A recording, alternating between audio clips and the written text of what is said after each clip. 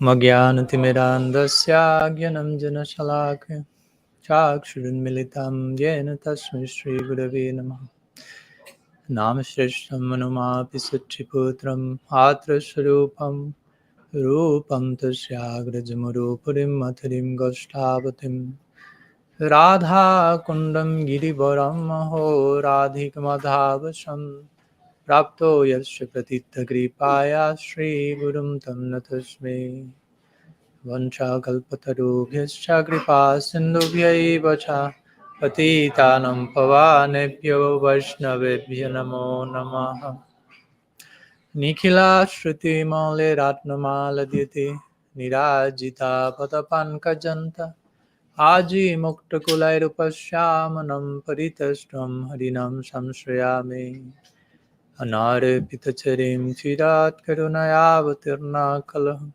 Shamarpaitamunnatoj Bhakti Sriyam Hari Purata Sundaradhyuti Kadamba Sandipita Sada Hridaye Kandaresh Purato Vasachinandana Ajanulambita Bhujjo Kanakavadato Sankirtanai Kapitaro Kamalaya Taksham Vishwambaro Dvijavaro Jugadharmapala Vande Jagat Priyakaro Karunavataru Ladini Shakti Sharupaya Gauranga Hridaya Cha Bhakta Shakti Pradhanaya Gadadhara Namostute He Krishna Karuna Sindhu Dina Bandho Jagatpate Gopesha Gopika Kanta Radha Kanta Namostute Radhe Vrindavanadi She Karunamrita Vahini Kripaya Nijapadabja Dasyan Mahyam Pradeyatam Bhaktya Vihinaya Paradhalakshay Shipta Shakamaditarangamadhi Kripa Maitvam Sharanam Prapanam Brinde Namaste Charanarvindam Brinde Namaste Charanarvindam Shri Sachinandan Gaur Hari Ki Jai, Shri Harinam Prabhu Ki Jai, Gaur Bhakta Vrinda Ki Jai, Gaur Premanand Hari Hari Bol. So, pranam to all of you. Good morning, good, how do you say, afternoon, midday? Okay, good afternoon. Thanks so much for blessing me with your presence and with your attention of presence, and not only in terms of physical presence, because it is not a gathering of bodies, but it's a gathering of hearts.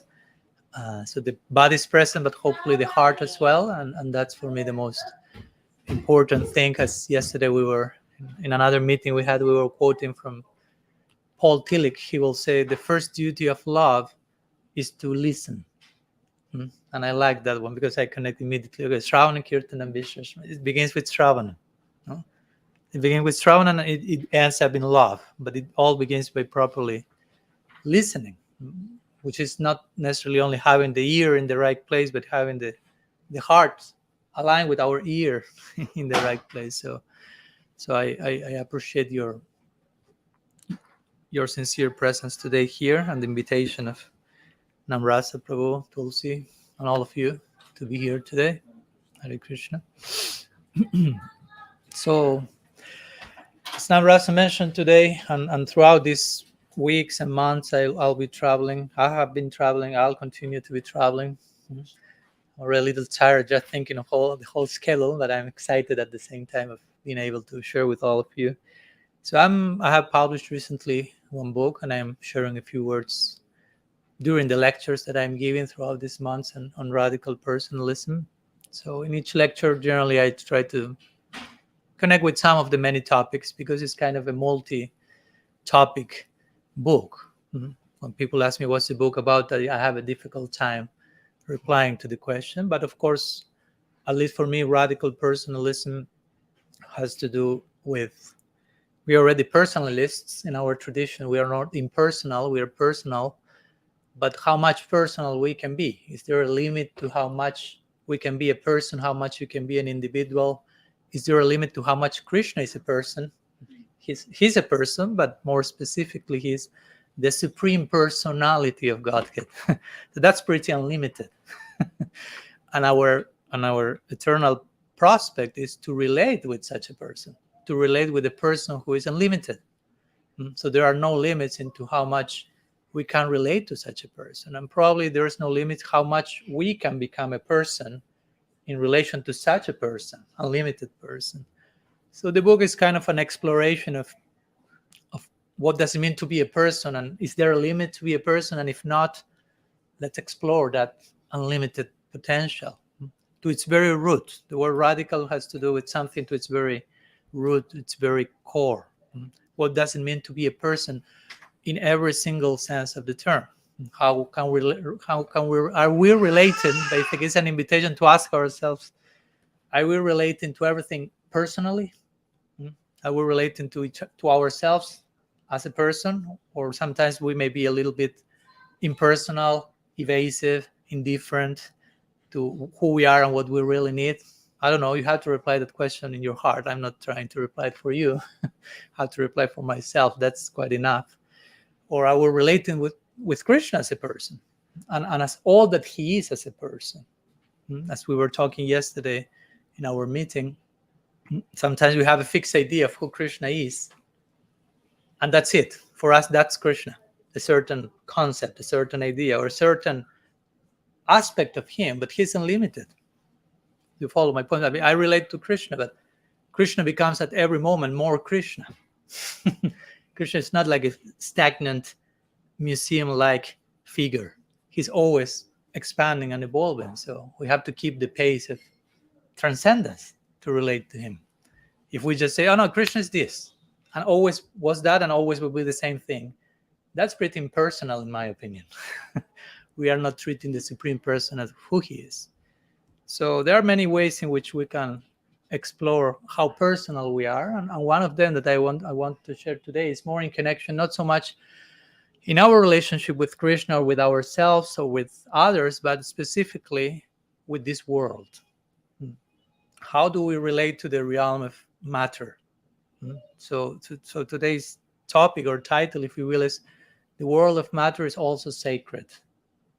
So I would like to share a few thoughts in that connection, because at least in my opinion, and I hopefully it's not only my opinion, actually this was in Shastra says, the idea of Gaudiya Vaishnavism or radical personalism, for me radical personalism is another way of saying Gaudiya Vaishnavism, Krishna consciousness movement, is to integrate our humanity with our spirituality. Divinity and humanity are not like divorced from each other, but actually they need to be fully integrated, because our goal as Gaudiya Vaishnavas, our goal is nara-lila, what we call nara-lila in Sanskrit.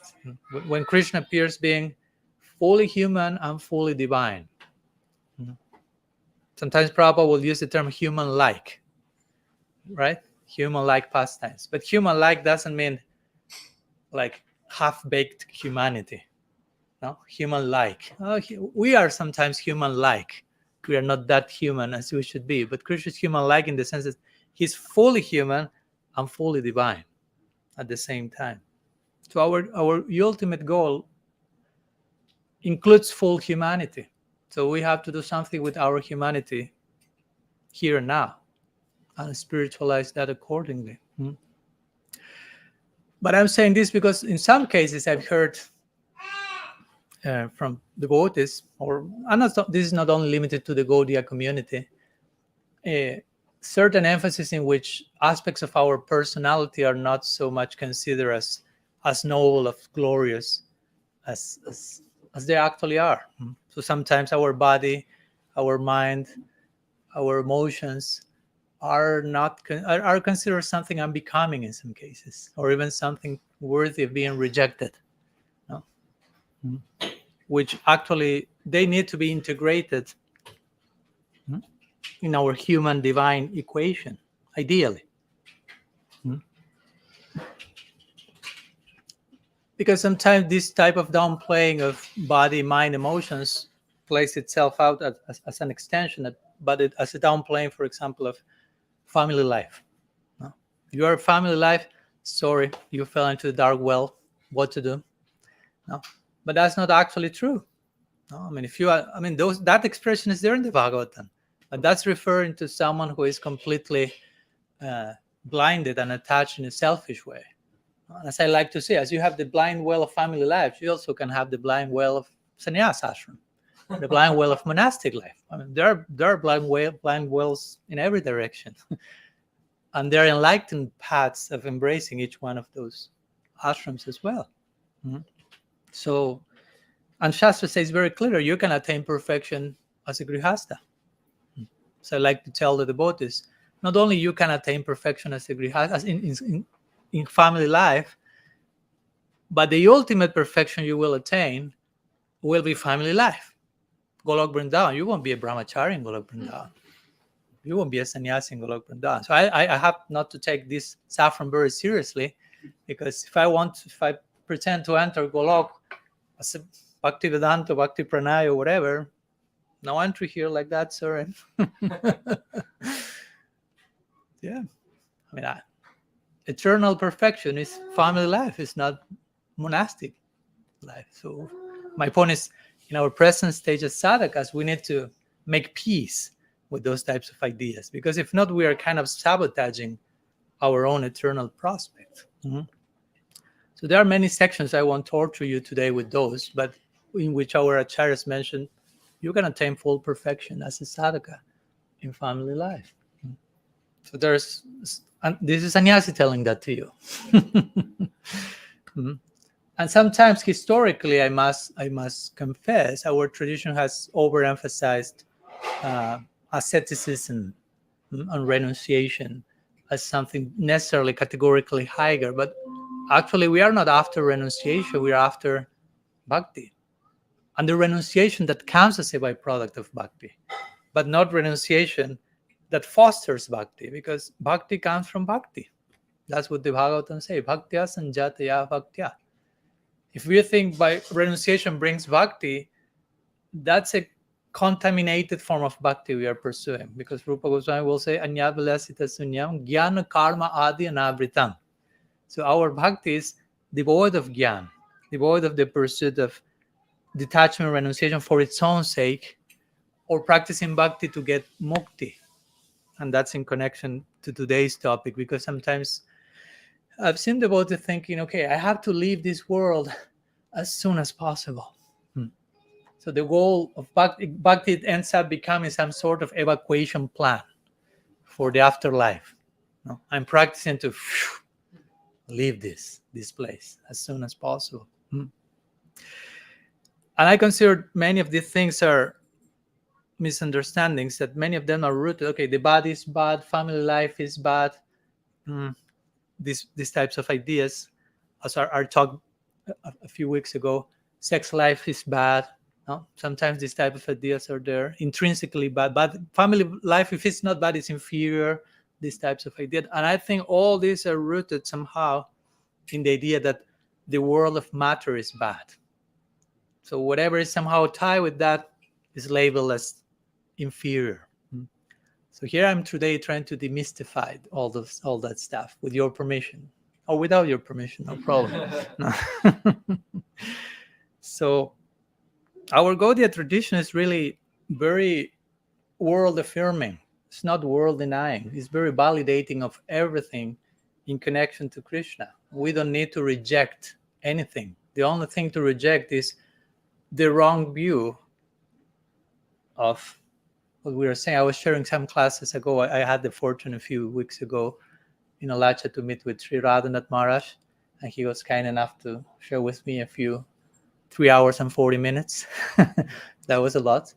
And at one point he was sharing with me in this connection that once someone asked Srila Prabhupada, was telling Srila Prabhupada about, like, okay, I'm willing to reject everything for you.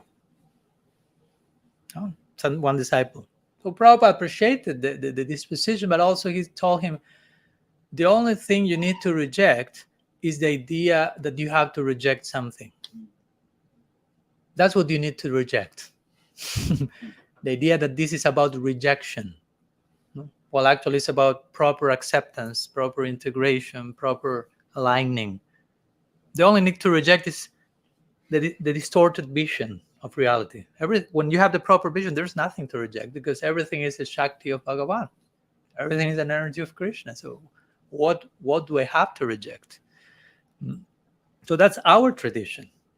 Other traditions like Advaita Vedanta and so on, they may say, I don't know, Brahman, Satya, Jagan, Mithya, this world is ontologically false. But that's not our philosophy. Our philosophy, again, is not about rejection. It's about proper integration. The Bhagavatam says, Nanir vino natishakto bhakti yoga siddhida.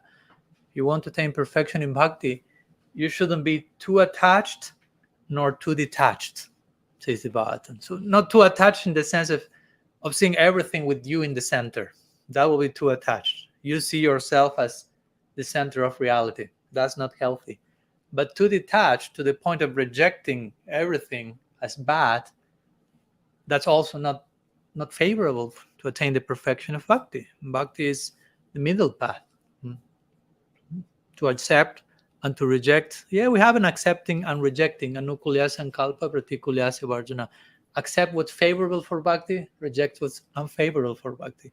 But this favorable and unfavorable is not about stuff, but it's about how we see things. Reject proper worldviews and accept proper perspectives, basically like this. No? So our goal is not mukti. No? We always say dharma, artha, kama, moksha, prem. So moksha has to do with leaving this world as soon as possible. Prem doesn't care at all for mukti. In our tradition, that's what Mahaprabhu is saying. Nadanamna janamna sundarim kavitam va. He ultimately said, I don't care for mukti.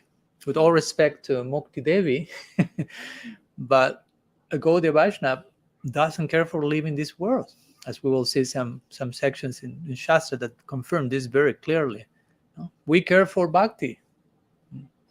Bhakti is the means, bhakti is the goal. We perform bhakti so we can perform more bhakti.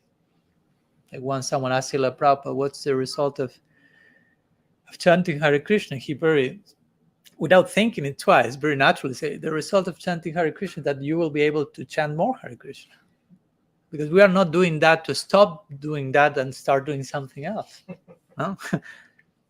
It's interesting because in other processes, the more they advance in their sadhana and get closer to their goal, the less they perform their sadhana to enter the goal. If I want to go to Swarga, I will engage in karma, different rituals, but the more I get to, and I will perform lots of tapasya and austerity, so I can go there and enjoy like nothing.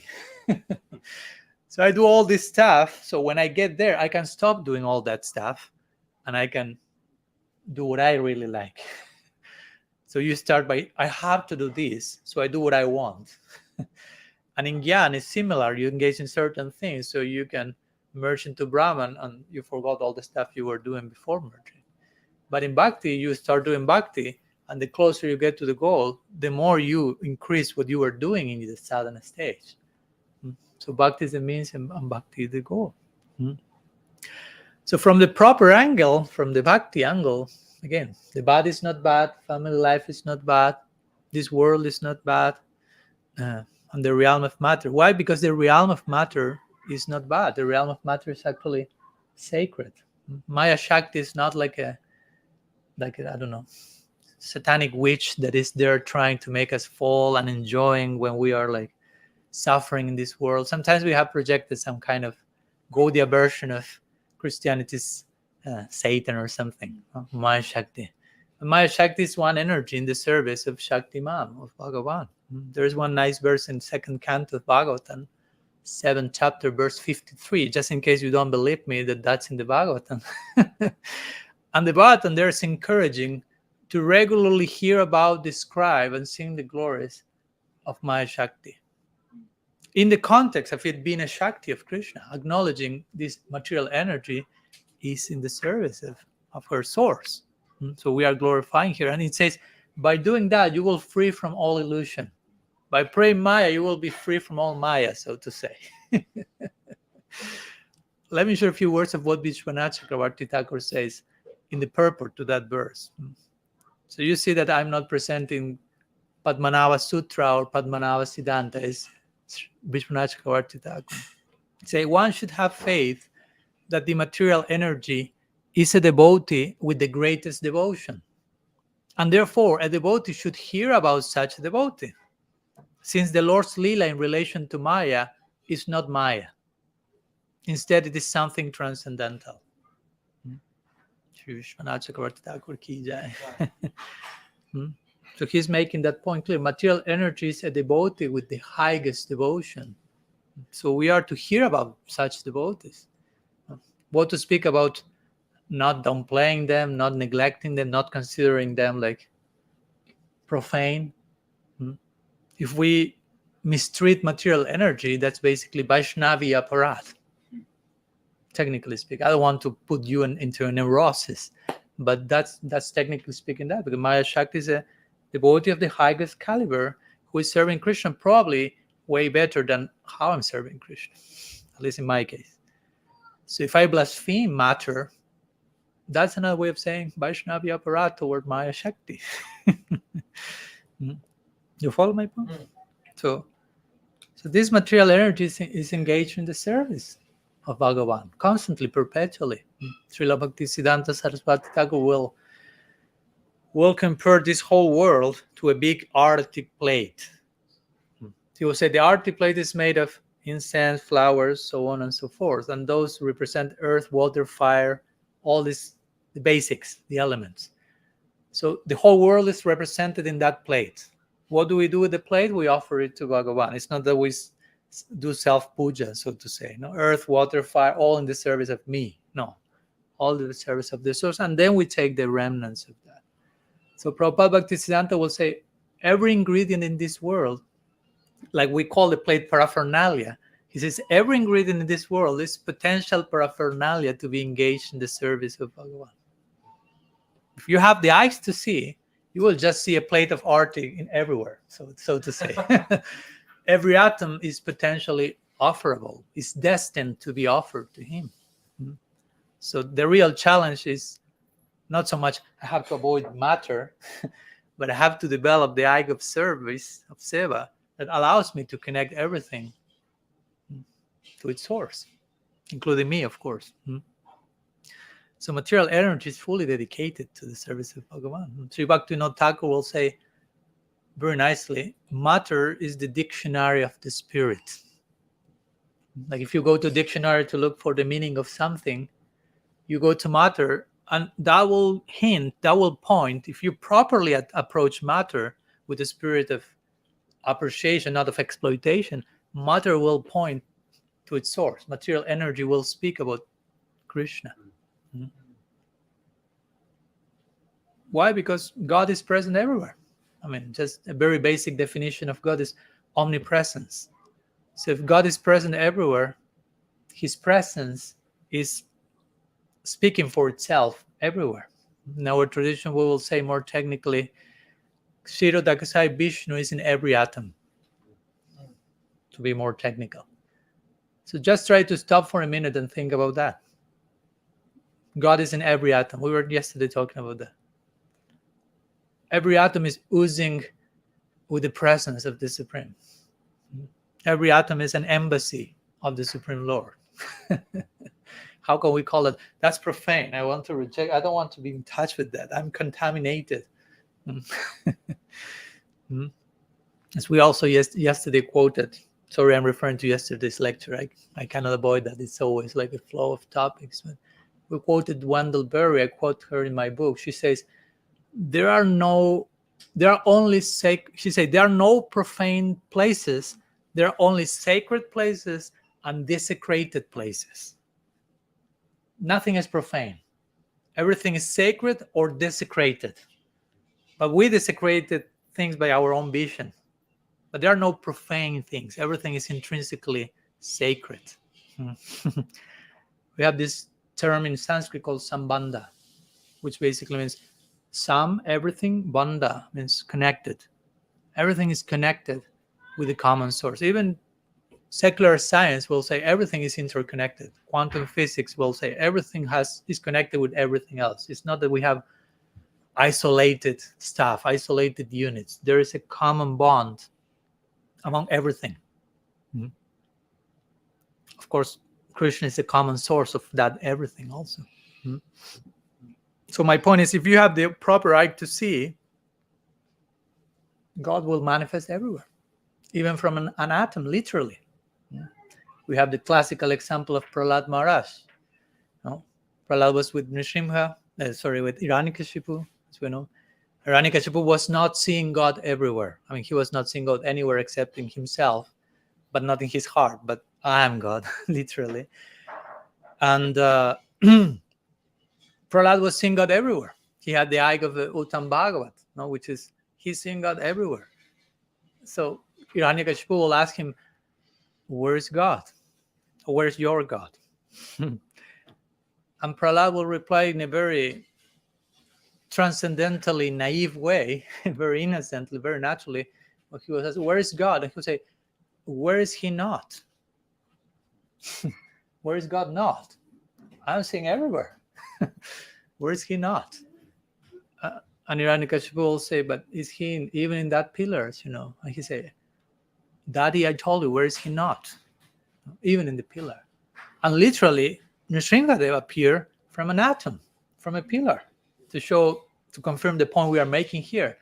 God is potentially in every atom. If you have the eye to see, if you have the bhakti to call him to manifest from that, he will do so. Mm-hmm. Of course, the pillar was this size and the Nrsimhadev was this size, but he managed to manifest from an atom, literally. Mm-hmm. And of course, someone may tell me, well, Maharaj, very nice, very romantic, all that you are mentioning about seeing God everywhere, but that's the vision of the Uttam Bhagavat. I'm not an Uttam Bhagavat. I'm not on that I cannot imitate. It's okay, I'm not promoting here any form of imitationism. But in one sense, we also have to learn how to say, in our present stage, how we can relate with the vision of the highest devotee. Although I'm not there and I cannot force myself into there, I have to establish some connection with that vision and make that vision my goal. Hanker for that vision. At least in theory, accept, yeah, Krishna is everywhere. I don't see that. I don't feel that, but I know it's a fact. And I know that that's the vision of the highest devotee. And in my present stage, I want to long and to hanker sincerely for that vision. I don't want to walk my life as if God is not everywhere, to over-localize him. That's the vision of the Kanishta Bhakti, which is God is in the altar. And not only the altar, probably in my altar only. Right. In the temple's altar and in my altar. Period. Bas. Dinabandhu's altar, I'm not so sure. He may have his opinion, which is in his altar, not in Namras's altar. So that's a Kanishta vision. Okay, at least we have to begin somewhere. God is in this corner. Okay, let's begin somewhere. God exists in this particular corner in the whole creation, only here, which happens to be in my house. But anyhow, God is there. Great, we have to begin somewhere. Now, Krishna is very generous. Begin somewhere. But eventually, if you are properly doing your puja, so to say, you will start to feel the extended presence of your deity in other altars, in other people, in other circumstances, in other atoms, everywhere. No? It begins with your altar. It's okay. Great to have an altar at home. But gradually, the Madhyam Bhakta will start to see Krishna's presence in other devotees, in other devotees of other traditions, and so on and so forth. And Uttam Bhagat will say, I cannot not see God anywhere.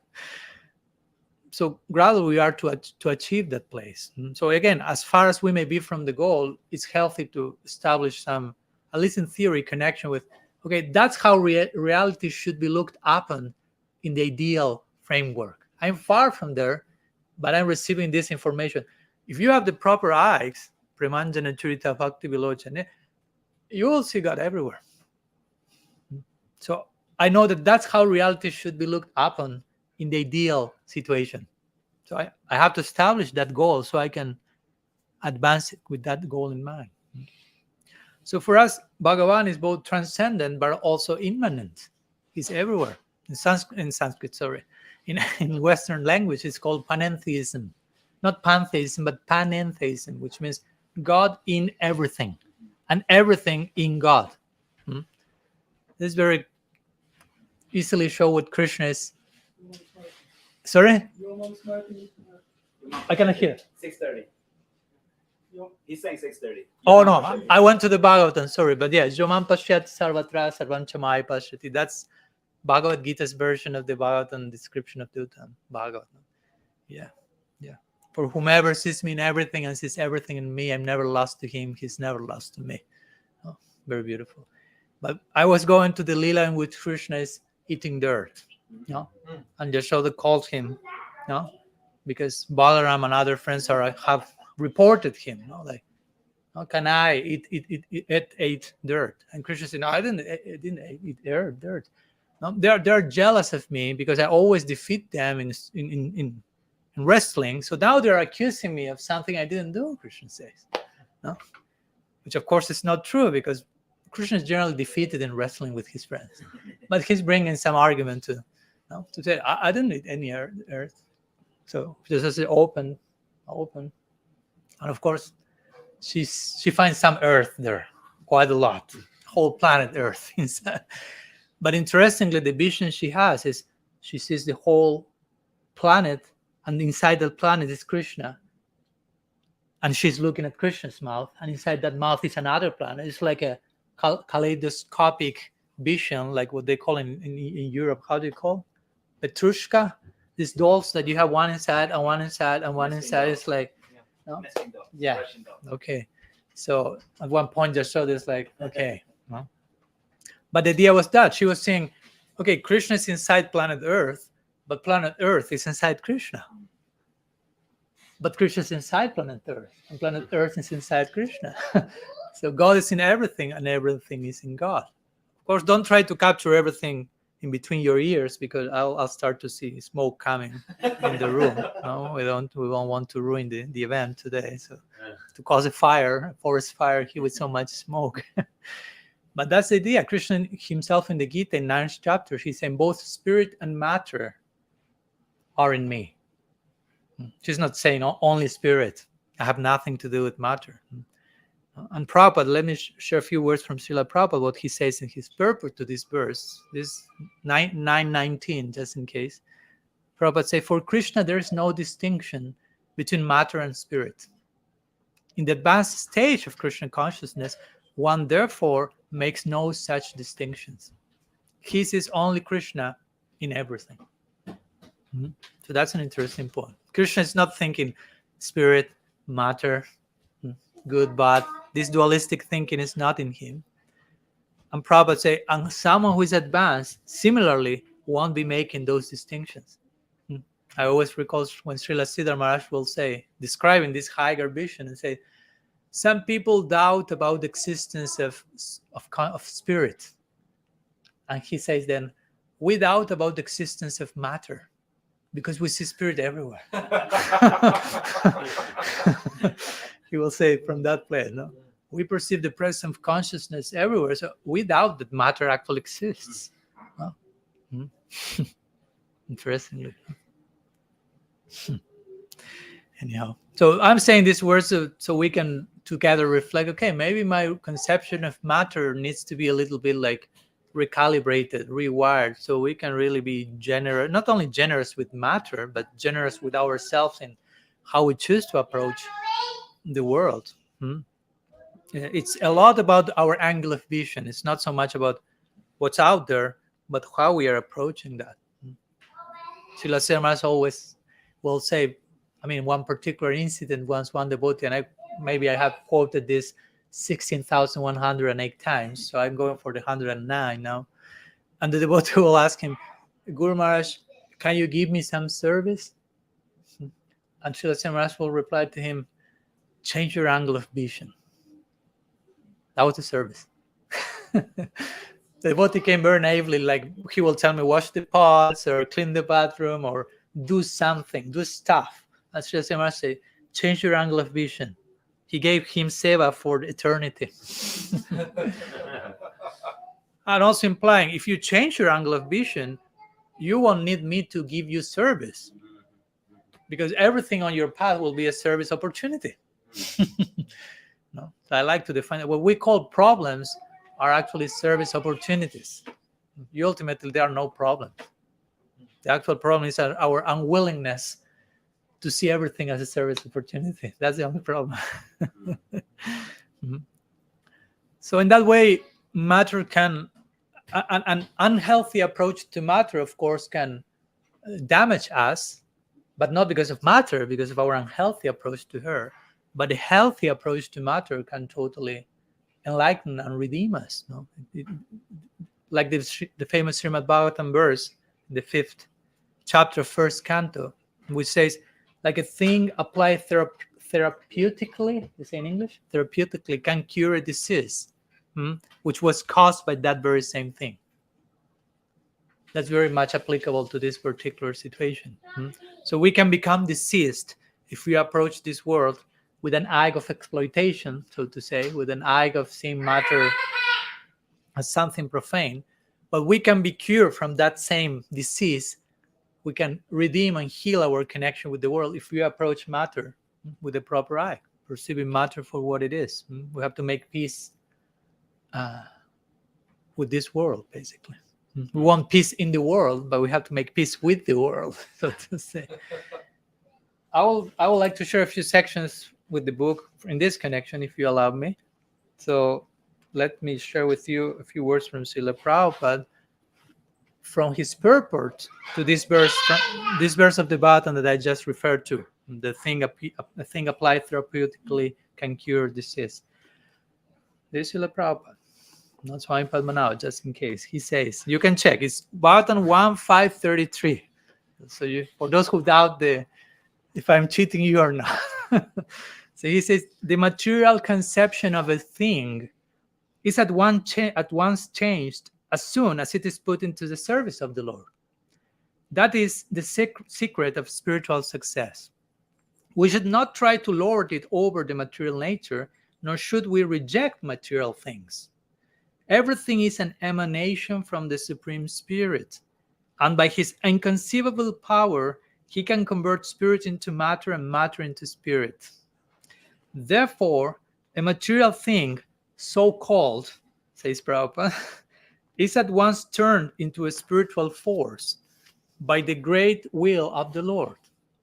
The necessary condition for such a change is to employ the so-called matter in the service of the spirit. When everything is thus employed in the service of the Lord, we can experience that there is nothing except the Supreme Brahman. The Vedic mantra that everything is Brahman is thus realized by us.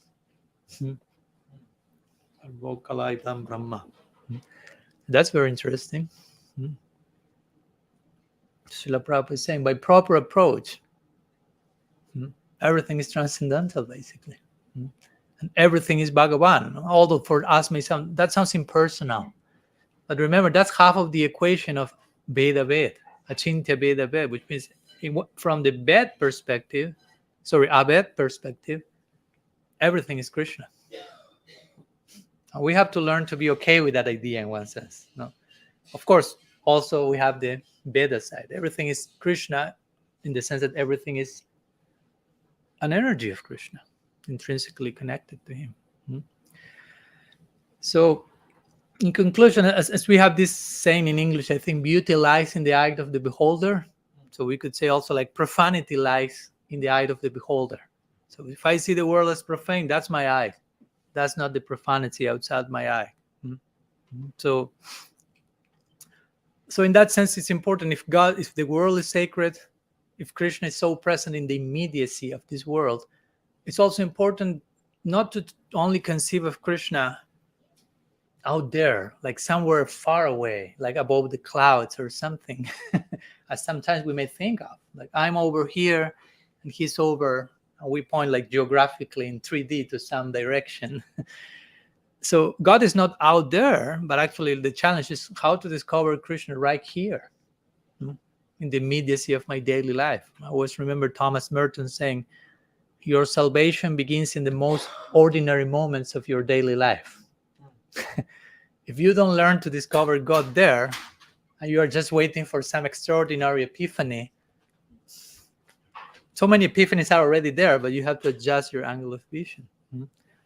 So why not discover God in the dirt and the mud instead of just waiting for him to descend from the clouds, so to say, another way of putting it. And I would like to clarify a few points. We have a few minutes, right? Yeah. Because someone may say, okay, Maharaj, very nice what you mentioned, but for example, let's bring the Purva Paksha into the picture now.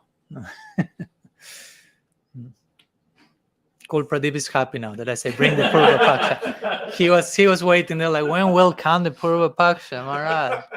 I want some masala here.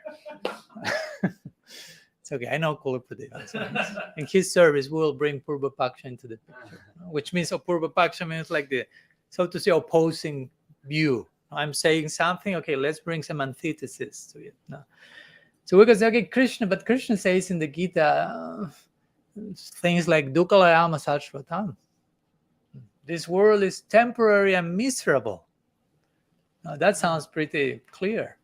So why you're saying all this fancy, nice stuff about the world of matter, Maharaj? But Krishna is saying, Dukkalayama Sashvatam. The world is miserable. Dukkha alayam is an abode of dukkha or misery. And even if you think that it's not, Asashvatam is temporary. Something like, it sounds like that. No, like you can say, no, for me it's not miserable. I've just won lottery and I'm going to Cancun and traveling the world. It's full of joy. Asashvatam, Krishna will say, temporary. So just give a few days, if it's a little bit of time, and there you have it. So one side you have statements like that. And on another side, you have statements like, I don't know, Prabodhananda Saraswati saying, Vishwam Purnan Sukhayate. The whole universe is an abode of joy. So we have to do something with those statements which seem to contradict each other. And of course, what to do is not, let's cherry pick the one that I like the most and put the other one under the rough. That doesn't work. That's not how we are harmonize statements in scripture, but we have to understand from which perspective each one is talking. So, of course, when Prabodhananda Saraswati Thakur is saying Vishwam Purnan Sukhayate, this whole world is an abode of joy, he's saying, yeah, he's seeing through that eye, through the eye of Mahaprabhu's mercy. That's in Chaitanya Chandramrita. But the point is, that's not false. It's not that, oh, no, he's too biased towards Mahaprabhu or whatever, and he's seeing the world in a very extreme way. It's not actually that. No, it's actually that, if you open yourself for that particular grace. And what Krishna is saying in the Gita is more from the perspective of speaking to someone who is attached to this world in a very illusory way. Like, okay, I'm the center here and everything here is in my service and let's enjoy, basically. And that in that case, that will be, the world is an abode of misery and temporary. Actually, the source of misery is your own selfish stance toward the world. But Krishna is mentioning in that way, it's like a mother seeing a child that wants to do some mischief, and the mother knows if you do that mischief, you will suffer. But the child is determined in doing it. The more the mother tries to prevent, the more he's receiving udipana for doing mischief, more similar. So the mother has to say, that's bad, that's wrong. No, the plug is bad. There is a monster in the plug, because she knows the kid wants to explore it. It's not that there's a monster in the plug, but she's expressing herself in that way, in a preventive mood, to protect him. So in this way, we have this type of statements that we can harmonize in this way. Because if you go to places, I don't know, like Vedanta Sutra, you have the famous, maybe my favorite sutra, there is Lokavatu Lila Kaivalyam. That's a very interesting sutra, which basically, lots to unpack in that single line, but basically it is implied this whole world is a lila of Bhagavan called Shristi Lila. And this whole world comes as a result of God's own joy overflowing him, and that manifests in the form of this world. That's clarified by Baladev Vidyabhushan in his commentary. That's a very interesting idea. This whole material creation is a byproduct of God's joy. So in other words, all the DNA of this world is sprinkled by Krishna's joy in the spiritual world. This world is lila. Lila means, I like to describe it as a celebratory movement. It's a play, divine play. It's not karma. Karma is like a forced work, a forced labor. Lila is more like, I'm moving, I'm dancing. I'm moving. In karma, I'm moving, I'm running, I'm trying to fulfill so many things, and I'm so empty at the same time. But in lila, I'm moving not out of emptiness, but out of fullness. Karma is I'm running out of emptiness. Lila means I'm so full that it's overflowing me, and I need to wake up and dance and celebrate existence. And Baladevi Debushi mentions Krishna is engaged in that celebration just like a drunk person in this world. It's just like dancing without any purpose. It's not like I'm dancing to attain something. I have attained something, and because of that, I'm dancing. So Krishna is celebrating existence in this way, and one way in which his celebration expresses material creation, says Vedanta Sutra. That's in Vedanta Sutra. So that's there. So in other words, this world is embedded with the presence of the Supreme. And what to speak of the principle of avatar. Avatar means divine descent. Krishna comes to this world, Mahaprabhu comes to this world, not only once, but what Jiva Goswami mentions in Krishna Sandarbha, he says, when Krishna concludes his Bhoma Lila, his Lila on earth, what happens? He immediately starts that same Lila on another planet Earth. So strictly speaking, Krishna is performing his Lila on planet Earth eternally. He's always on planet Earth executing his Lila. So if the Earth is such a bad place to be, I'll tell that to Krishna, who is expanding eternity here. Try to think about that. How bad is this place that Krishna chooses to come here over and over again, finding, oh, this is a perfect stage for me to perform my Lila. And if we are expected to serve Krishna eternally, we are also expected to join him in all those Leelas. So probably our eternal prospect could be to remain on earth forever, also serving, accompanying him. So better we make peace with this world, because we may be having an eternal prospect there. So anyhow, my main point is a devotee, he ultimately doesn't care for this world, hell, narayana parasarvi, nakutasthana vibhyati. Just on time. Last line was like the Swarga, Paparga, Naraka. In that famous verse, say the devotee just cares for bhakti, cares for pleasing Bhagavan, doesn't care for Swarga, for Apavarga, for Narak, no, for hell, for heaven, even for Apavarga, which means liberation, for leaving this world. A devotee doesn't care for that, says the Bhagavatam. She wants only to offer service. She wants to. Vrindavan is a state of consciousness, in the word of Srila Siddhar Maharaj. It's not that it's a place that I go before attaining that consciousness. That's an important point. No? It's not that, okay, I live my life as I think, not attaining Vrindavan consciousness, but at the end of my life, I will be taken to Vrindavan, in Vrindavan consciousness, without having developed that before. That doesn't work like that. So in this way, the devotee is totally fine with rendering service, like Brahma in his famous prayer in the Brahma Stuti. He's praying like, in order to engage in bhakti, I don't care even born in an animal kingdom. I don't care even born like Uddhava praying also like a little grass there. If that facilitates my service to you, bring whatever forms will help in that connection. Bhaktivinoda Thakur, maybe even more boldly, will say, I don't care to be born as a Brahma if that gets in the way of my bhakti to you, but if being born as an insect is facilitating my service, ant body ki jai. Basically. I don't care being born as a worm. That's his statement. which makes a point. Again, makes a point. Of course, he has his eternal identity, Kamal Manjari and all that, but he's making a point by saying that.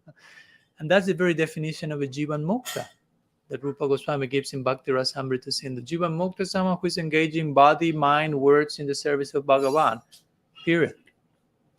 She's not saying on the other side in Vaikuntha here. That's just speaking about a level of absorption and engagement. That person is already liberated. Because that person is not caring about liberation. That means you are liberated. Like once someone asked a devotee, like, Guru Maharaj, when I will obtain liberation? And the reply was, when you stop asking that question. When you no longer care for that, the reply to that question, it means you are beyond liberation. Because our goal is not even liberation, but post-liberation. Prem is a post-liberated status. They are so much beyond liberation. I mean, our ideal of post-liberation is the Brajavasis in Vrindavan. They care so little about liberation, nothing at all. They are so much beyond liberation that they seem conditioned beings. If you analyze them like roughly, it's like, that seems ordinary. That doesn't seem like overtly transcendental. Like if you arrive to Vaikuntha, you have guys with 4 arms and things like you say, okay, I'm in another planet here. No, here's something extraordinary happening. If you see Vrindavan like roughly, it seems like, oh, that sounds like my village and where I was born or whatever. But when you inspect in detail, you realize, oh, this is beyond Vaikuntha. Oh, this is like full circle. They care so little for liberation that they even pray in ways that seem that they are conditioned, but they are so much beyond that. So much beyond that. But at the same time, they are completely in the present moment perceiving the love of Krishna in every single corner. Everything is full of awe and wonder. Let me share one word of Srila Siddhar Maharaj in this connection that I really like a lot.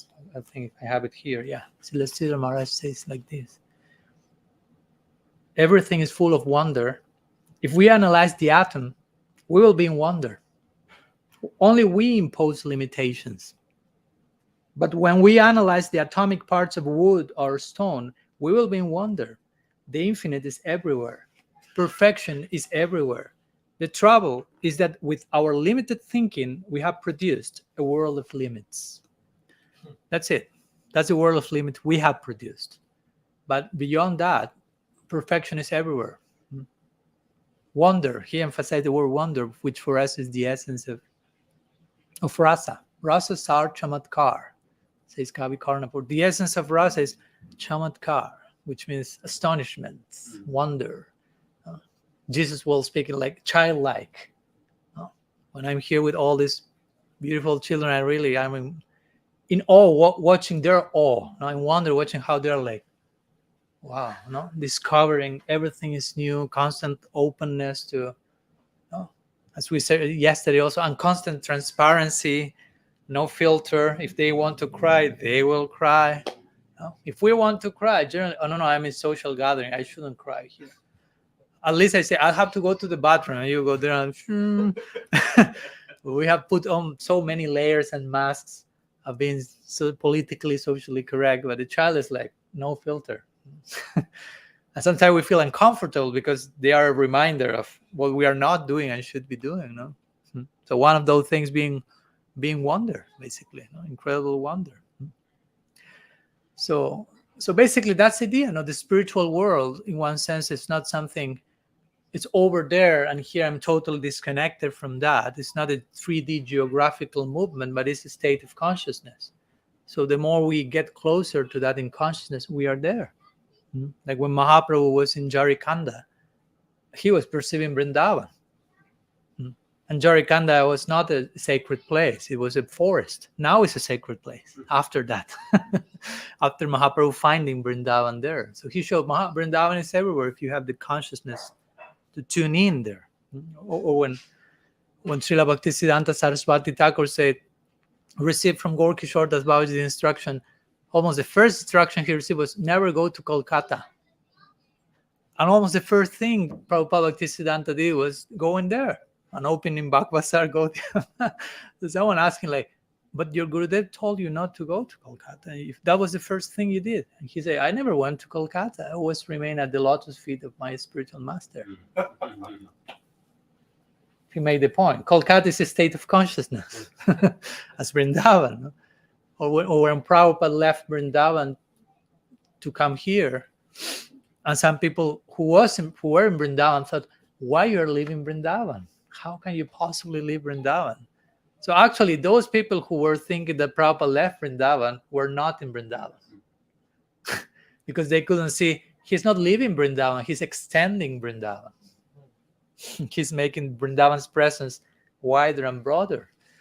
And the other people who stayed in Vrindavan physically were not in Vrindavan in terms of consciousness, because they were thinking, such a person like Prabhupada was leaving Vrindavan. How can you leave Vrindavan if you are living in Vrindavan inside your heart and extending that everywhere?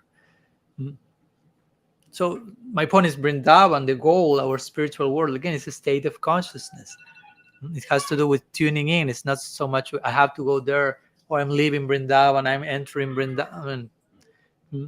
So in that same way, God, Krishna, is not somewhere in the future far away. And sometimes we project God in the future, not in the present, and far away, not in the immediate location we may be in. But actually, he's there. He's already as close as he can be. But we have to be present in his presence, basically. It's not so much about reaching there, but I will say continuing to arrive here. We are already here, but how much we are present in the presence of God in the present moment. So everything is already present with us now, but are we present to that? That's a question. So sadhana means that. It's tuning into what's already happening in the here and now, not so much future, far away, but now and here. Attaining heaven, so to say, attaining spiritual world, begins here, begins now. If it doesn't begin now, it will never begin, basically. It's not that we have to start attaining the spiritual world. You follow my point? That's sadhana. It's not like sadhana is I'm doing something mechanically, formulaically, and at the end of my life, I expect some magic to happen. And I'm here in Golok Vrindavan, and someone will come, okay, your name is such and such, and your service department is in that kunja, your name, so you will receive more information in that department. You go there, and you have no clue what's going on. Okay, I'll go there. No. All those things have to gradually manifest in our heart. That's how you attain that. It's a state of consciousness. Again, there has to be a healthy beginning point to that. So I personally feel that highlighting these points and how Bhagavan is so close to us is a very healthy way for us to engage in our practice, instead of feeling, oh, Krishna's over there on the other side of the ocean, so to say, of milk, performing lila, and I'm here, so much distant. That doesn't create a healthy worldview, way of approaching our practice. Instead, if we understand, oh, Krishna's as closer as he can be, and I just need to gradually connect with that, that's much more user-friendly and real. It's not that we are creating something so it works better for us. So anyhow, a few words I want to share today to make this point that the world of matter is not bad, it's not against us, it's not indifferent to us, but it's totally for us, totally in favor of us. It's so favorable that Krishna descends over and over again to this world to execute his lila perpetually. So that speaks for itself how favorable that can be. Let me conclude with one quote from the book, and with this, if there are any questions, we can have a few minutes for that before Prasad. So a few words from here. It says like this. Just to wrote up this. It says, every corner is the potential birthplace of the kingdom of God.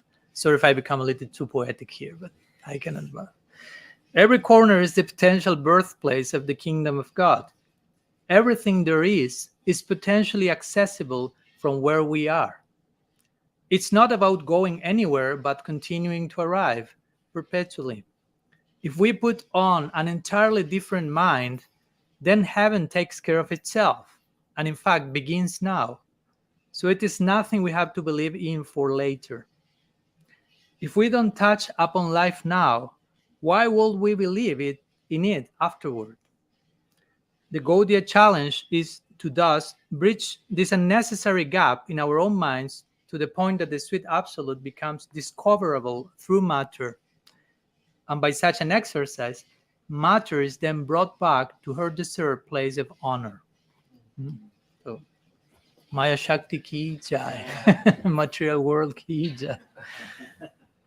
Anyhow, some words in connection to this comes mostly from the last chapter of Radical Personalism, what we have been sharing today.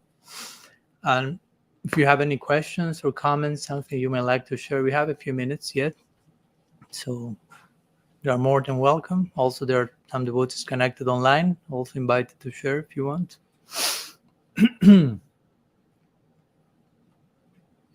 Yes. Thank you. Really. Thank you. Inspiring. That's so much. I was just reading in the Chaitanya Charitamrita this morning that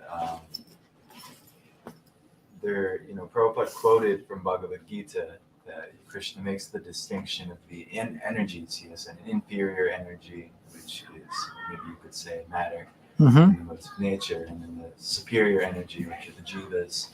And above that, maybe the Vishnu Tattva, but I don't remember that being part of the verse. But anyway, how do we harmonize, because my wife and I, just to give some context to where we're at right now, we just spent a whole week going to weddings and associating with our karmi friends, and I don't like the word karmi, just in case. But yeah, continue. Associating with our non-Gaudiya friends. Non-Gaudiya friends, and we feel it. We feel like significantly our consciousness has been run through the dirt, so to say. Maybe it's a good thing.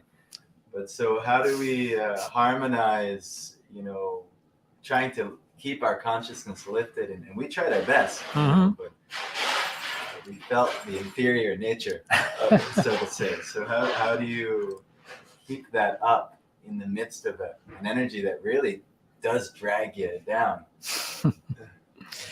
Okay, thanks for the question, the concern.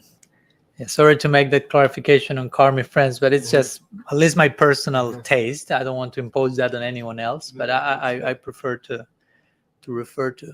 No, I don't even like the word non-devotee, because there are many devotees in different traditions also. So sometimes we may end up being too exclusive. Like, and non-devotee is whomever is not a Gaudiya Vaishnava. It's like, well, Saint Francis seems to be a pretty nice devotee, right? I would like to have the level of passion he had, and so on and so forth. So regarding your question, yeah, of course, Krishna uses the expression inferior energy, higher energy, power shakti, and so on to make some distinction. At the same time, we have what we read today, that from Krishna's own perspective, there's no distinction in one sense. So sometimes he uses certain expressions to instruct us, but in the ultimate level of seeing, again, if you see Krishna everywhere, you see Krishna everywhere, period. Of course, again, that will be my final reply. You just see Krishna everywhere. That's it. And it's like, thank you, Maharaj, but I don't think that's possible. It's not that press the Krishna everywhere button. And so, but I will make a distinction in what you mentioned. You mentioned, okay, I was in connection with some friends, and I felt the influence of that connection, so to say, and we could put that, okay, that was the influence of material energy, and that was inferior, and we make this type of sequence. But the point is, again, material energy in itself is not inferior in terms of dragging me in the direction opposite to Krishna. In itself, material energy, as we mentioned, is a Shakti that is serving Krishna. That's stated in Shastra many, many times. It's described as a maid servant of Bhagavan, and so on and so forth. So I would say that what's dragging us down, or what represents an undesirable influence, so to say, is those people, and we may be one of those people, just in case, who do not understand actually what material energy is about. I mean, the people who are bad association in our terms are not people, we call them materialists, But for me, strictly speaking, a materialist should be someone who properly honors matter. If you want to redeem the term, a materialist is someone who takes care of matter, honors matter for what it is. That's real materialism. Of course, most people who are materialists are those who exploit matter, neglect matter, are selfish, and so on and so forth. But they are not representing what actual material energy is about. They are representing a misunderstanding of what's the world. And that's why their influence is distracting, because they themselves are distracted. I don't know if that's clear. I mean, if I found someone who properly honors matter and connects with matter in a healthy way, I won't be disturbed by the association with that person. Actually, by definition, that person will be a devotee. So I will say that what disturbs, and I don't want to talk about you and what you experience, but what you say, what disturbs you in that association is not so much the inferior material energy, but certain people who do not understand what material energy is about, actually. And they are trying to exploit the resources of this world. And that becomes like, you feel the, so to say, the lower vibration. So in that case, of course, the Shastra mentions, if we don't have the level of adhikar that you can be everywhere and anywhere and don't be affected by anything, one has to take some proper distance, of course, respectful distance, but also not so much point like, oh, they are so whatever, no, so mundane, and that's why they disturb me. I will take a more humble position, hopefully. I don't know if I will do it, but I hope I may do that. That is, at present, I don't have the capacity of relating with those people without being disturbed. Not like neurosis and it's my fault and bring me the whip, but just like taking responsibility. Because if I increase my love for everyone, there's a point in which I won't be disturbed by them. But actually, their conditioning will inspire me further compassion, further love. But I'm not in that situation. So I will take a distance so I can work on my own self better, and I can render them better service also. No? So I personally choose to take that stance instead of, oh, we'll take distance from them because they're so contaminating and they're so bad and I'm poor me, I'm affected by them. And one starts to play victim consciousness. So I prefer to take the stance of, no, I can always do something better myself to relate to them in a better way. So the rest is each one of us have to ascertain where we are in those terms and take the appropriate means and measures. No? I have some thoughts in that connection. I hope that helps. More Purva Paksha from Cool Pradeep. It's not really a Purva Paksha. I'm joking. No, but it's because that the idea of an immanent theology, I find very important to myself.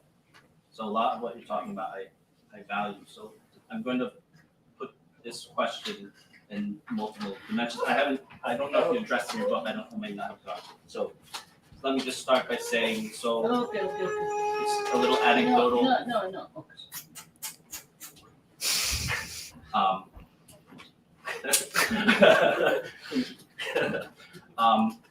So I in Vrindavan, there was this really big debate about the value of love in the world or desire in the world, and can it connect to the transcendent world?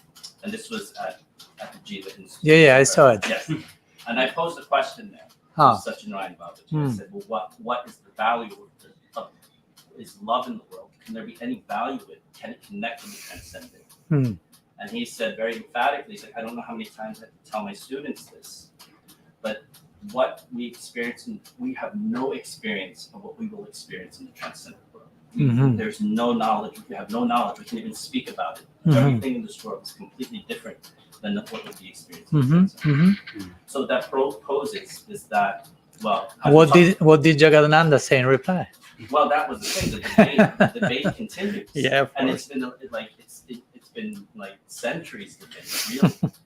And but Satyanarayana Babaji's argument is philosophically sound because it's the same kind of argument that Sankhya makes between Purusha and Prakriti. It's the the same thing you say about like Shankaracharya and Nirvachaniya. Can't speak about how Brahman gets contaminated. Things like that. So the first part of this is what do we know? How do we know that there is a relationship between an immanent theology and a transcendent theology? We have no evidence that they could be connected, that an immanent theology would lead to a transcendent theology.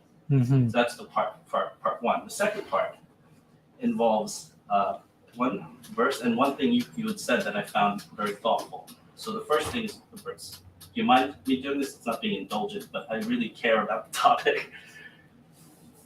The first verse is it's in the Gita. Brahma Bhuta Prashanatma Nasachati Samasaveshu Bhuteshu Mad Bhaktim Lavadekram. When somebody has this state of Brahma Bhuta, like when you see, like they see the spirit Brahma in everything, that person can become will come to me.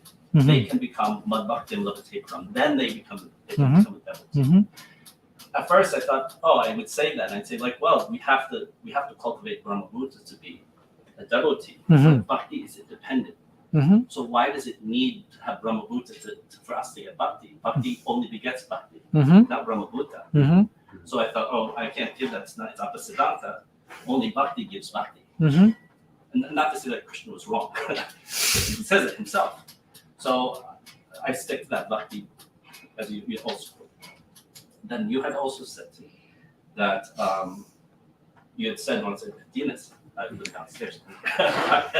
We have witnesses. That God's omnipotence, that God's, His omnipotence, His all-knowingness. That's just a fraction. That's just a small part of God's wonder. All of these things about connecting in the universe, speaking to us. That's just a small part. Krishna himself is completely independent of all of these omni-whatevers. So that gives me this idea that also that God is completely independent also. And so when we talk about going back to Brahma Bhuta or Shanatma, that only gives this kind of immanent theology that we're speaking about only gives us knowledge of Brahma Bhuta. It doesn't necessarily mean that that's Krishna's personality in Vrindavan, right? So that's my understanding. You can tell me I'm wrong. I'd like to know that. Because for me, it seems like it's probably just completely independent. Krishna's lila, transcendent lila.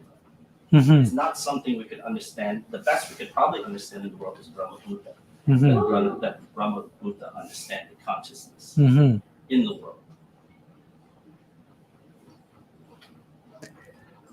One other thing. Okay. And this is not Purva Paksha at all, and don't think it's going to. There was a Purva Paksha, such they said, well, then then what's the purpose of our sadhana?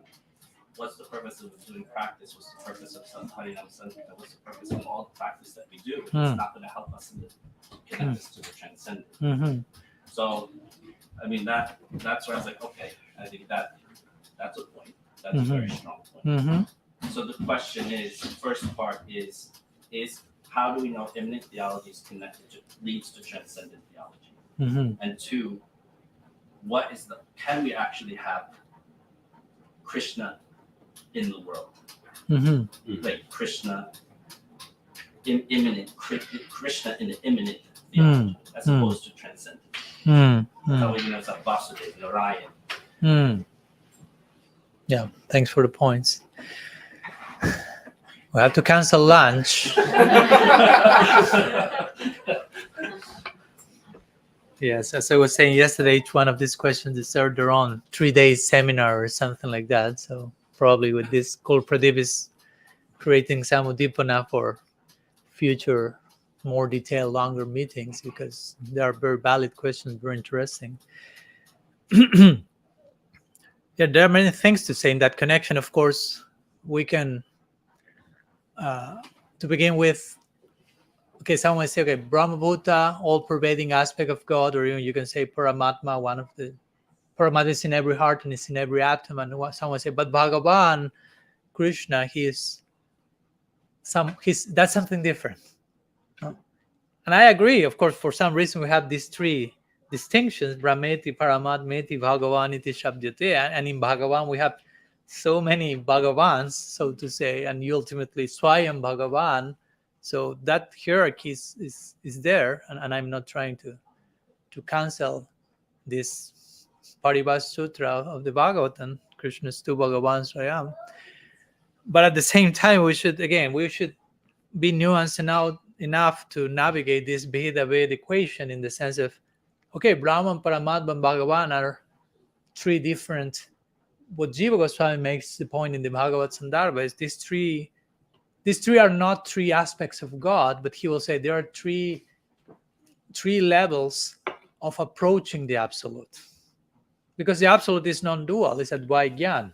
No? That same verse is mentioning the Absolute is, I'm sorry if I become a little too technical to reply to the question. But Bhagavatam is the famous verse, Badanti tattva vidas tattva gyanan advayam.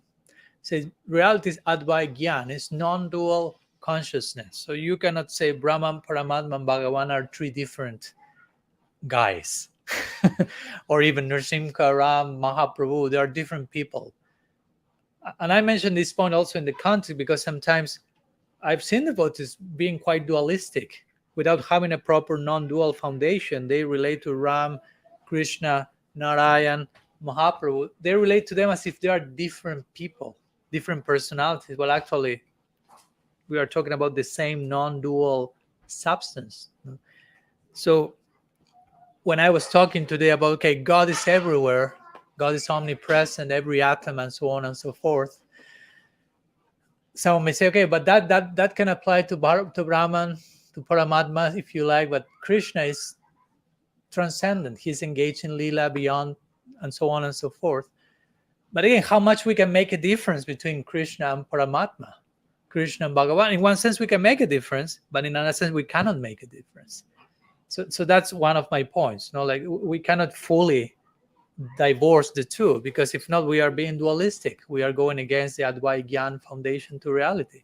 And even to say more, and I mentioned in my last chapter of the book, there's one chapter in Bhagavad Sandarbha, I don't recall exactly which Anucheda, in which Jiva Goswami specifically speaks about Bhagavan's all-pervading presence everywhere. And he uses the term Bhagavan. He's not saying Paramatma, he's not saying Brahman, like implying the fullest face of the Absolute is Bhagavan. So naturally, Paramatma and Brahman are included in that. So how much we can say. So from that perspective, I have been making the points I made. At the same time, in terms of an immanent theology and a transcendent theology, as I mentioned before, you say, okay, the Lila of Bhagavan has nothing to do with this world. He's totally beyond this world. But the Lila of Bhagavan is coming to this world over and over again. So how much we can, like, I mean, if you are in the Bhoma Lila with Krishna here, which is the idea, when Brishmana Chakar Thakur mentions that in Raghavarma Chandrika, if you attain Prem in this lifetime, in your next lifetime you will be born on a planet Earth in which Krishna is performing his Bhoma Lila.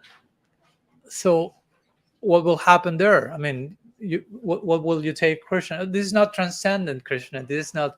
And there are many quotes in Krishna Sandarbha in which Jiva Goswami makes a point many times about Golok and Gokul, Vrindavan on earth, Vrindavan on heaven, so to say, are non-different. And even if you want on top of that, sometimes you will find quotes that you will add, the one on earth is better. Some of Kavi Karnapur will say, for example, on earth, Krishna's Leela. On earth, Krishna is born. In Golok, Krishna is not born. He's eternally Nitya Kishore, Navayava. On earth, there's this chronological unfolding. So the Bhoma Leela has some added features that you are not finding there. I mean, again, they're not different, but at the same time, you have this difference there. So I'm making that point that the Leela is transcendent, basically has to do that it has no influence of illusion of material duality, but beyond that, I mean, if you play out the implications of God being unlimited and infinite, infinite means infinite possibilities. So why Krishna cannot be here performing his lila on earth and at the same time being fully transcendent and immanent at the same time? And for us, it may not work. We need a more clear distinction. But for him, he's okay with dealing with those paradoxes. And also going to the debate that you quoted, made in the Jiva Institute. I've seen it like a few years ago. I don't recall the details of it. I may have to see it again. That will be interesting. But also when we say, is there love in this world? Also, again, there are words, but what do we understand by love and this world?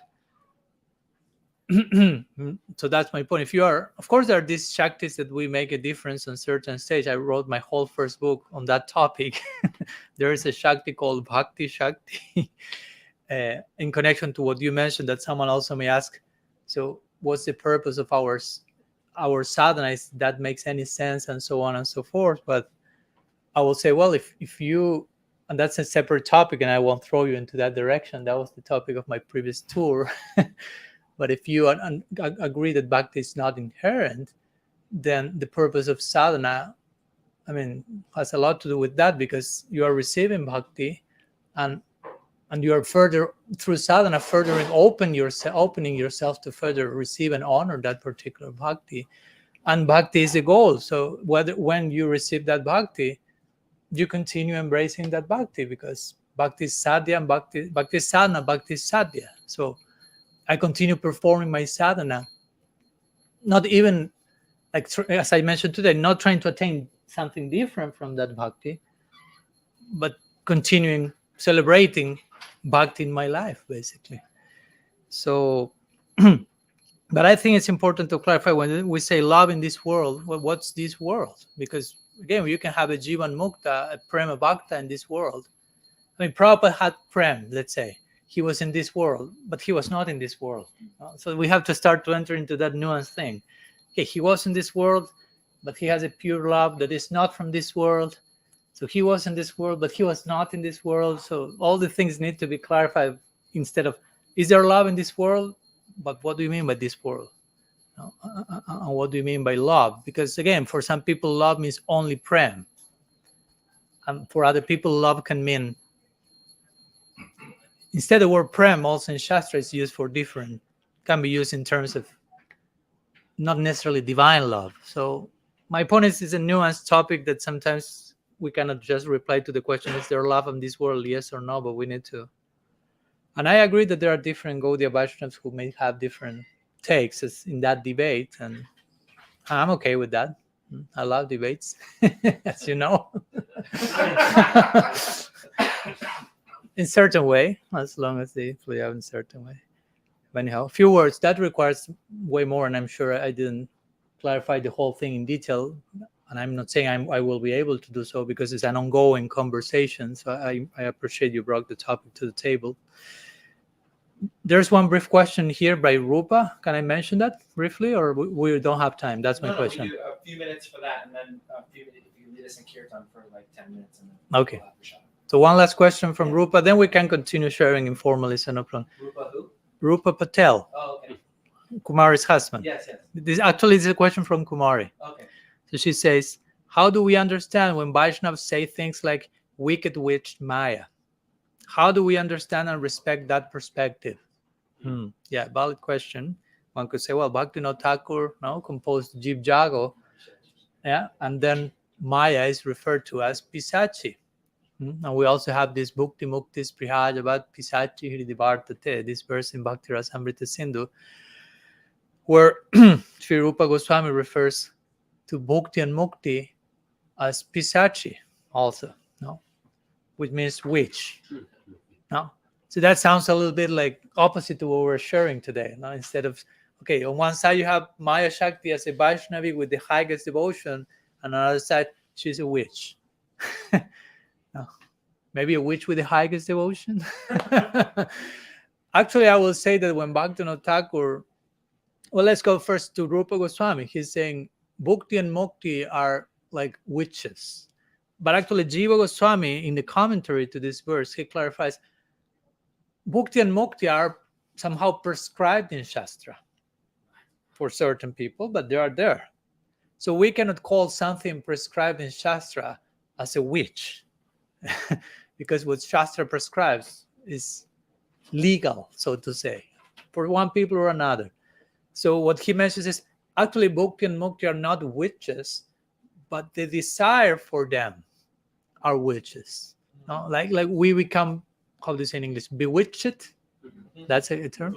So we become bewitched by desiring, by in themselves they are not witches, so to say. So this our desire for that. So I would say that when Bhaktivinoda Thakur is saying that Maya is a witch, I will say he's speaking there about the potency of Maya Shakti to bewitch, but it's not that it's a witch. And actually the potency of Maya Shakti to bewitch has to do with how we approach Maya Shakti. Because if I approach Maya, in a more broad terms, Maya with a proper spirit, that Maya will appear in front of me as Yoga Maya. There's Maya in transcendence, but that's called Yoga Maya. It's facilitating Krishna's service. But if I approach that same principle from a perverted place, so to say, that will bewitch me. Exactly. Mahamaya, Yoga Maya. So both there are Maya, but the effect is bewitching in both, because Yoga Maya is also creating a divine bewitching, so to say, in the Lila. Yes. Creating so many particular dynamics there. So I would say when Bhaktivinoda Thakur is saying that Maya is a witch, he's mostly talking about our wrong approach to that principle of Maya and how that principle will respond to us to hopefully educate us in that connection, but not as, okay, this energy is intrinsically ill motive, bad in nature, and so on and so forth. No? Yeah, basically that. Because on the other side, you have Bhaktivinoda Thakur saying so many other things about, like, again, I don't have a problem coming to this world over and over again, and in my house, Golok is revealing. No? In Saranagati, he's singing like that. Golok appears at home. So he's not like a world-denying acharya, so to say. No? Anyhow, I hope that helps. Kumari Rupa, Pranam from Namrasa's house, and we'll conclude here and share a little bit more now. Thank you so much. Sriman Mahaprabhu ki jai, Sri Harinam Prabhu ki jai, Gaur Bhakta Vrinda ki jai, Gaur Praman Haribo, Vancha Kalpatarubhyascha Kripa Sindhubhyevacha Patitanam Pavanebhyo Vaishnavebhyo Ananta Koti Vaishnava Vrinda ki jai, Gaur Haribo.